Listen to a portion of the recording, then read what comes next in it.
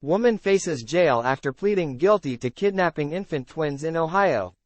Nalah T. Jackson at court in Columbus, Ohio on April 18, 2023. Barbara J. Perenic, USA Today Network via Imagn. An Ohio woman is facing 20 years in jail after she admitted to kidnapping twin babies by driving away in their mother's car, before abandoning them both in different parts of the state. Nalah T. Jackson, 25, from Columbus, pleaded guilty to 2 counts of kidnapping, for stealing a black Honda Accord that had been left running while the twin boys, Kason and Ky'air Thomas, then just 5 months, were buckled up in the back seat in 2022. Ky'air died from sudden infant death syndrome 1 month after being found, in an unrelated incident related to being left in an unsafe sleep environment, on an adult bed with excess bedding and pillows, a coroner's report said.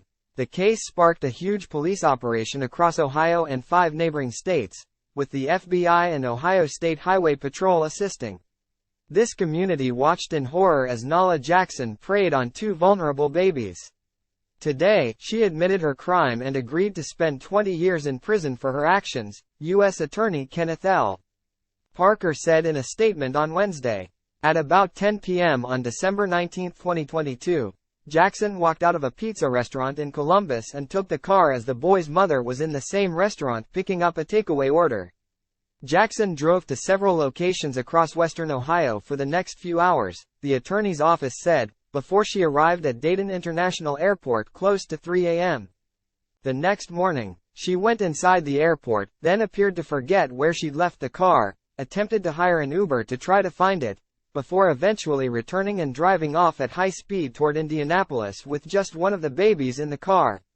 She had left Ky'air in the parking lot, still in his car seat, where he was found between 2 cars at about 4 a.m. by a passerby, the attorney's statement said. Jackson arrived in Indianapolis at 8 a.m. and parked outside a Papa John's in the city's University District, where she abandoned the car with baby Kason inside. While the family and police searched for clues, Kason remained strapped in the back seat of the car for 2.5 days. It was only thanks to the work of 2 local women that Jackson was apprehended. On December 22, after the car and baby were abandoned, Cheyenne Belmar, from Indianapolis, saw Jackson selling stolen goods outside a gas station. She gave Jackson a ride to a local shopping plaza and gave her cell phone number.